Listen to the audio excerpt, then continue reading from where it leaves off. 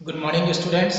आज हम एक नए चैप्टर पढ़ेंगे और जो भी स्टूडेंट्स इस वीडियो को देख रहे हैं लास्ट तक इस वीडियो को देखिएगा। अगर आप आधे वीडियो के बाद अगर आप छोड़ देंगे तो आपको बहुत सारी चीज़ें समझ में नहीं आएंगी।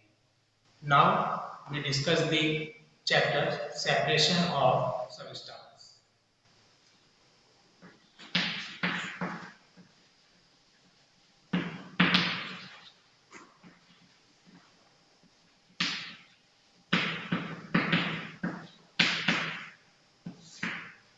सेपरेशन ऑफ सबस्टेंस को हम लोग पढ़ेंगे।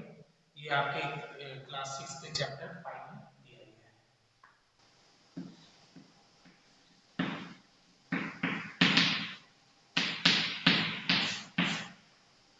इस चैप्टर्स को पढ़ने के समय हम लोग बहुत सारे डिफिनेशन को समझेंगे, क्योंकि इस चैप्टर से बहुत सारे डिफिनेशंस हैं जिन्हें हमें समझना बहुत ज़रूरी है।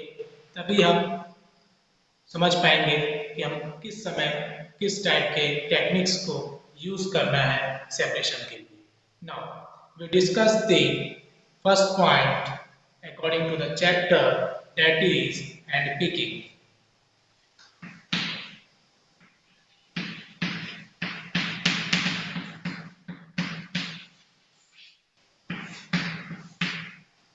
हैंड पिकिंग डिफिनेशन समझने से पहले हम देखेंगे ये जो बना हुआ है हैंड एंड पिकिंग, ये इसमें दो वर्ड्स आए हैं, एक है हैंड और एक है पिकिंग।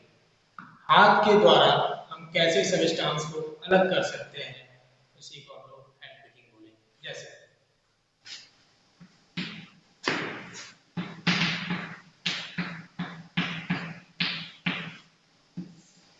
आपने अपने घर में भी देखा होगा, चावल बनाते समय बहुत सारे डस्ट मटेरियल्स, स्टोन्स प्रेजेंट रहते हैं और उसको बनाने समय हमारी माँ या फिर कोई भी व्यक्ति जो बनाता है उसे क्या करता है, सेपरेट करता है by the help of hand picking के द्वारा। तो हमने एग्जांपल लिया rice plus stone. Rice plus stone means rice में स्टोन प्रेजेंट है, डस्ट पार्टिकल्स प्रेजेंट है। तो इसको अलग करने के लिए हम हैंड पिकिंग का इस्तेमाल कर सकते हैं, इजीली अलग करने के लिए। बच्चे इसको लिख लेंगे।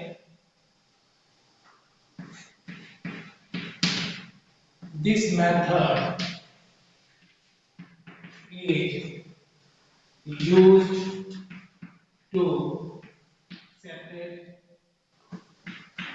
is used to separate slightly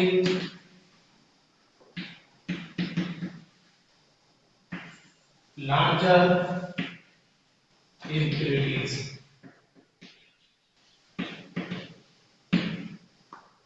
This method is used to separate slightly larger impurities like the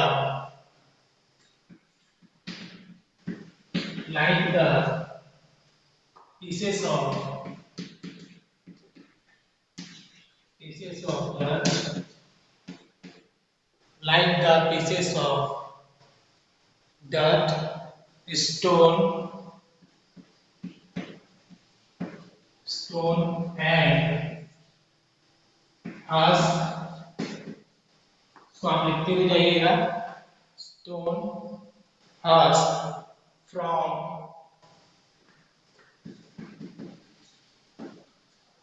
from wheat,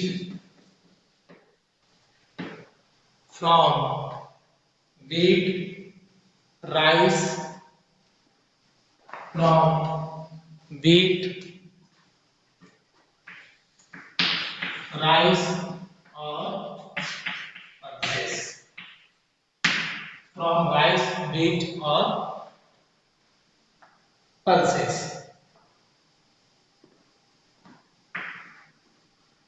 This method is used to separate slightly larger impurities like the pieces of dirt, stone and earth from the wheat, rice और pulses। अगर आपको पूछा जाए define, तो आप इसको लिख सकते हैं।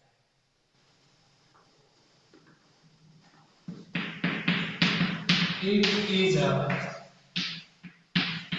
convenient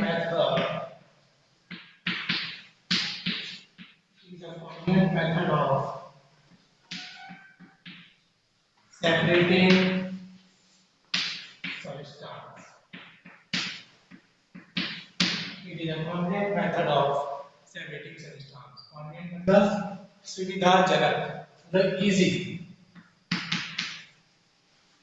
जिसको हम लोग आसानी से कर सकते हैं। It is a convenient method of separating substance. हम लोग क्या पढ़ रहे हैं बच्चों? Method of separation. Method of separation. Now method of separation में हम लोगों ने हैंड टेकिंग पढ़ लिया। अब हम लोग पढ़ेंगे threshing. Second is threshing.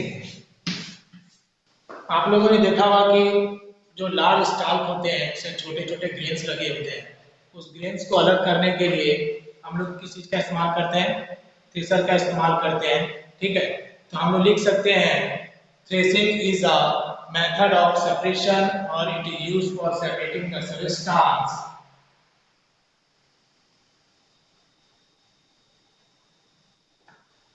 It is used for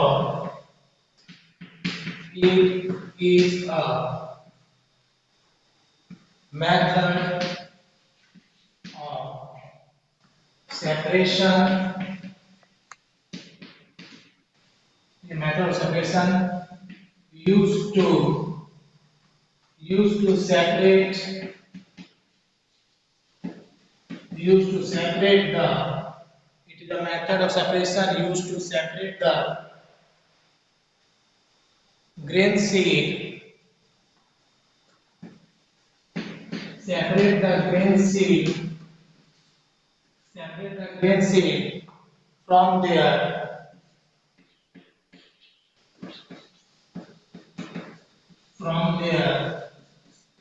starch.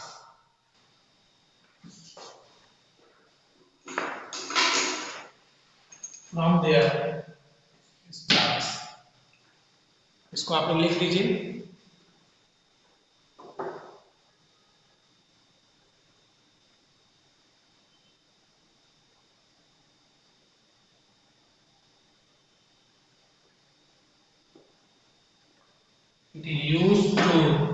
It is a method of separation used to separate the grain seed from their starch. आपने ये कई बार देखा भी होगा, ये इजी है, आप एक बार याद करने से याद हो जाएगा आपको। It is a method of separation used to separate the grain seed. होता है क्या कि स्टार्च होते हैं, उसमें बहुत सारे ग्रेन्स लगे होते हैं, तो इसको क्या करते हैं हम लोग? बीटन करते हैं। मतलब इसको ऐसे से बीट करने से क्या होता है, इसके जो दाने होते हैं, जो ग्रेन होते हैं, सीड्स होते हैं, वो क्या होते हैं? अलग हो जाते हैं। और बोल सकते हैं to use to separate the grain seed from their starch. That is called threshing.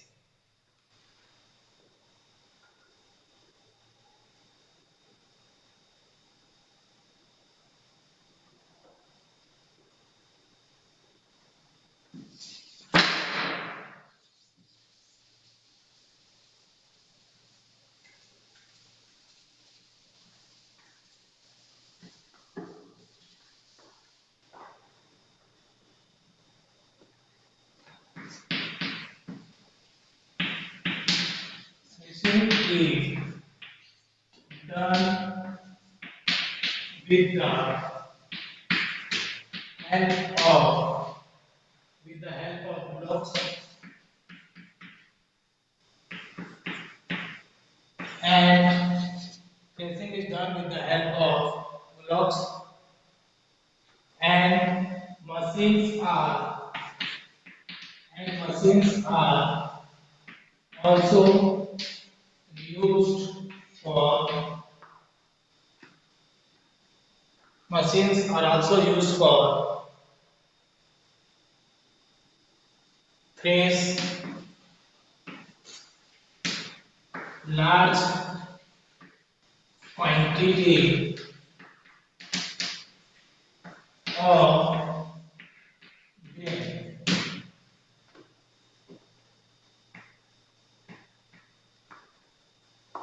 trace देखिए, जब ज़्यादा संख्या में हमें करना पड़ता है, जब बड़े स्केल्स में हमें सीड्स को सेपरेट करना होता है, तो हम लोग मोस्टली मशीन का ही इस्तेमाल करते हैं, क्योंकि इससे हमारा समय का भी बचत होता है और काम भी फास्ट होता है। तो हम लोगों ने पढ़ाई किया थ्रेशिंग, और इससे पहले हम लोगों ने पढ़ाई किया हैंड पिकिंग। ओके बच्चों, नेक्स्ट हम पढ़ेंगे winnowing.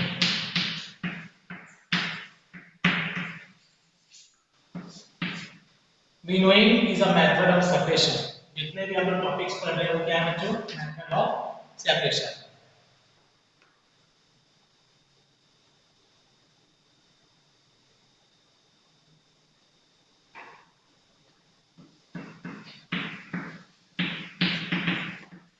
The method of separating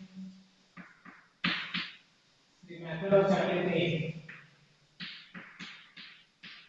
component of mixture। देखिए बच्चों, जो भी हम लोग इस चैप्टर में पढ़ाई कर रहे हैं, कहीं ना कहीं हम लोगों ने प्रैक्टिकल भी देखा है, और नहीं देखे तो आपको कहीं ना कहीं देखने के लिए मिलेगा कि जितने भी हम लोग टर्म्स पढ़ रहे हैं, थ्रेसिंग, हैंड पिकिंग, विनोइंग, ये सारे टर्म्स को हम लोग समझ रहे हैं, और कहीं ना कहीं आपको प्रैक्टिकल भी दिखा होगा।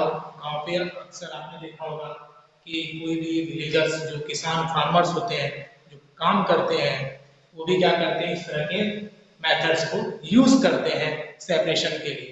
ठीक है, तो इसमें हम लोगों ने क्या पढ़ा विनोइंग में? विनोइंग देखिए, आपका विनोइंग से आप याद रख सकते हो, विंड के द्वारा अलग करना। विंड के द्वारा, कि बच्चों विंड के द्वारा, विंड के द्वारा कैसे अलग करेंगे? तो आपने देखा होगा कि जो लाइटर सब्सटेंस होते हैं, ठीक है, तो विंड के द्वारा उसको अलग किया जाता है।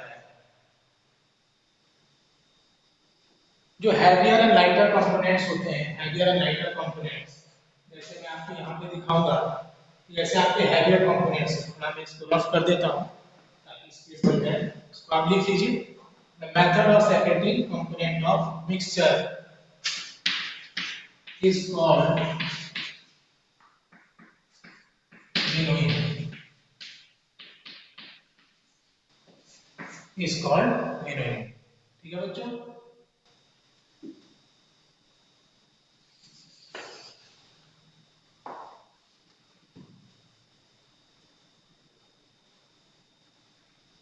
लिख लीजिए आप लोग इसको।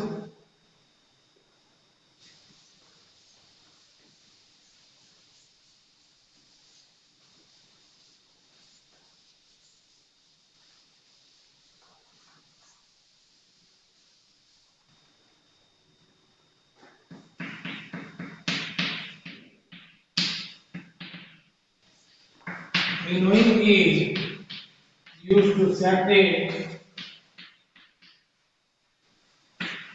winnowing is used to separate heavier and lighter component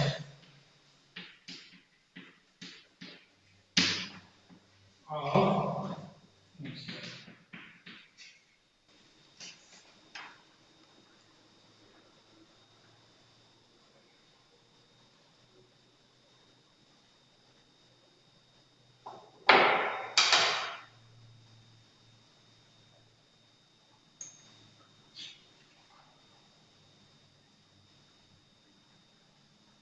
Winnowing is used to separate heavier and lighter component। बच्चों यहाँ पे ध्यान रखना है कि heavier and lighter component, heavier and lighter component, इस डिफिनेशन में यही आपको याद रखना है कि इसमें काम किसका है? हैवियर और एक लाइटर कंपोनेंट का। तो हैवियर और लाइटर कंपोनेंट आपको मस्ट यूज करना है लिखते समय।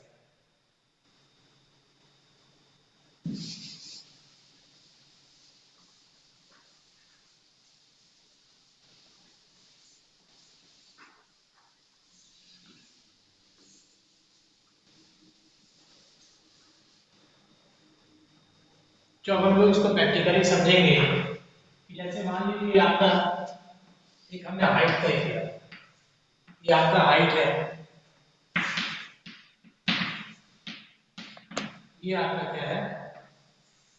बेस है। यहां से हमने ग्रेन को गिराना स्टार्ट किया, ग्रेन को गिराना स्टार्ट किया। अगर हम ऐसे हाइट से किसी ग्रेन को गिराते हैं तो क्या होगा? स्टूडेंट्स बताइए, ग्रेन क्या होगा? वो बेस पे गिर जाएगा। In the presence of wind, wind का प्रेजेंस में, अगर विंड कहीं कहीं क्या होता है कि विंड अगर नहीं चल रहा है, अगर हमें काम को करना है तो उस समय हम लोग क्या करते हैं? फैन का यूज करते हैं। जो आपने देखिए बड़े बड़े फैंस आते हैं, तो उसके जो विंड होते हैं, जो हवा होता है फैन का, उससे भी हम लोग काम कर सकते हैं। तो विंड के द्वारा क्या होगा बच्चों? ये तो हम लोग हाइट से गिरा रहे हैं, ठीक है। मान लीजिए हमने सूप, सूप में हमने ग्रेन को लिया और ऐसे हाइट से गिरा रहे हैं, तो क्या होगा? हैवियर कंपोनेंट नीचे गिर जाएगा बेस पे, हैवियर कंपोनेंट बेस पे आ जाएगा, और जो उसमें लाइटर कंपोनेंट होंगे, जो बेस प्रोडक्ट्स बोल सकते हैं, वो क्या होगा बच्चों? धीरे धीरे क्या होगा? हवा से अलग हो जाएगा। तो हम लोग बोल सकते हैं it is used to separate heavier and lighter component by the use of method winnowing। Okay बच्चों, ये आपका बेस में आ जाएगा, ठीक है।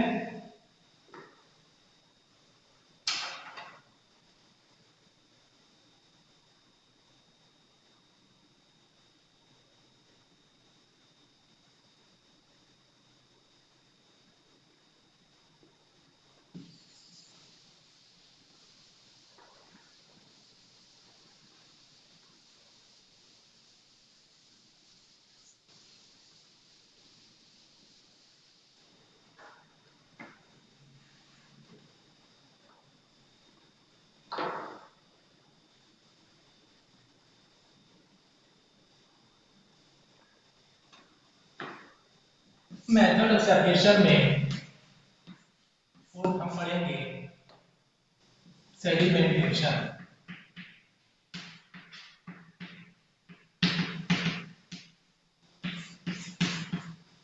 सेडिमेंटेशन हम पढ़ेंगे, सेडिमेंटेशन क्या होता है?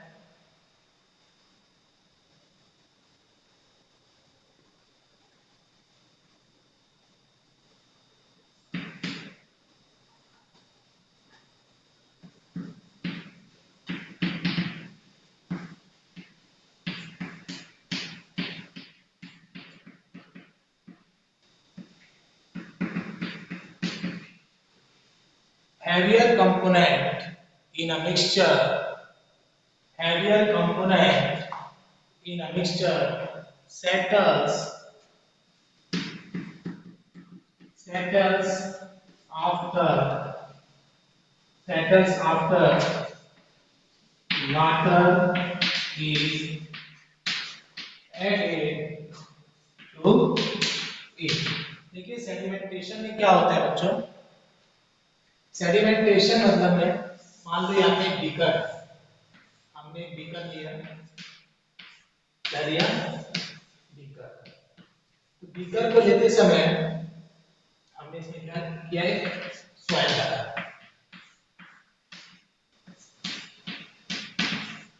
इसमें हम लोगों ने सॉइल को डाला। उसके बाद हमने क्या किया?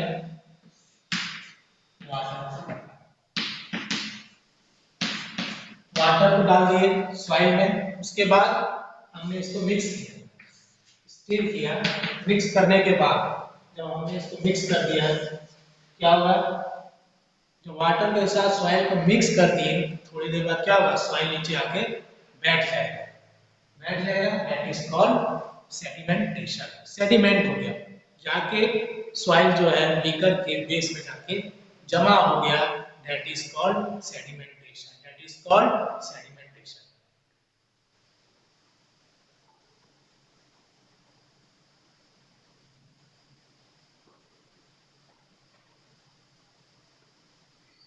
हम लोगों ने क्या पढ़ा, heavier component in a mixture settles after water is added to it. Water को ऐड करने के बाद heavier component नीचे बेस में जाके क्या हो गया, जमा हो गया, उसको क्या बोलेंगे, sedimentation. That process is called sedimentation.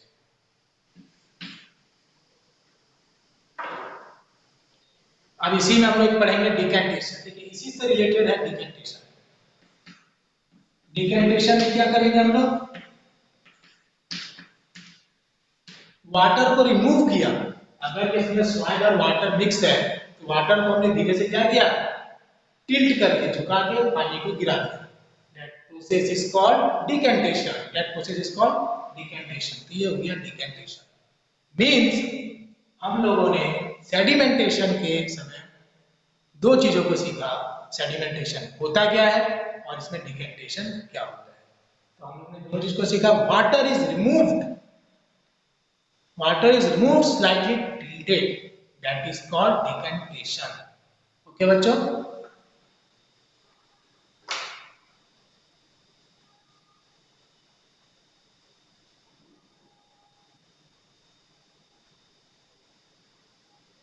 तो हम लोग बोल सकते हैं कि सॉइल क्या है, इसमें अनडिसॉल्व्ड मटेरियल. सॉइल क्या था बच्चों, अनडिसॉल्व्ड मटेरियल में जाके नीचे बैठ गया, settles down.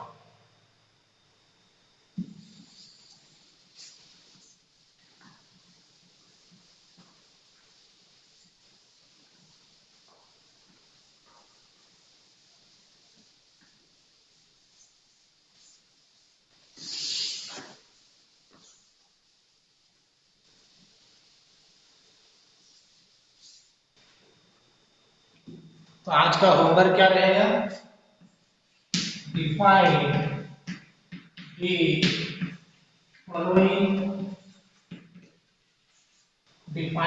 following,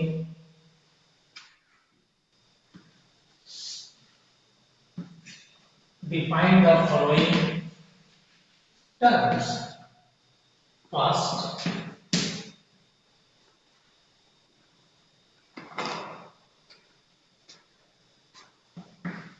and begin. Second, decantation. Third, sedimentation.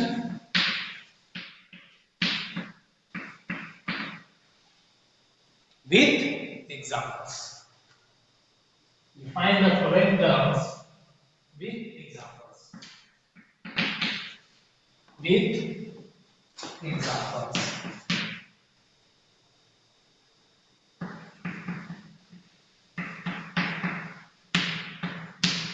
आप एग्जांपल्स के साथ इसको डिफाइन करेंगे. जो भी दिक्कत होगा आप कमेंट बॉक्स में लिख सकते हैं और मैं आपको नेक्स्ट क्लास में वो डाउट्स को क्लियर कर दूंगा. ठीक है बच्चों, और आप इस क्लास को देखने के बाद चैप्टर्स की हर एक लाइन को जरूर पढ़िए, और जब चैप्टर्स पूरा पढ़ लेते हैं उसके बाद समरी के पॉइंट्स जो है उसको भी जरूर पढ़िए. समरी पढ़ने के देखिए फायदे क्या होते हैं. समरी पढ़ने से आपके पूरे चैप्टर्स के जो इंपॉर्टेंट पॉइंट्स होते हैं वो रिवाइज हो जाते हैं और वो आपके लिए काफ़ी इंपॉर्टेंट है. आपके सारे कॉन्सेप्ट उससे क्लियर हो जाएंगे और आप डिफरेंट टाइप्स ऑफ बुक से ऑब्जेक्टिव क्वेश्चन बना सकते हैं ताकि आपका कॉन्सेप्ट जो है और भी क्लियर हो जाए. Thank you for attending.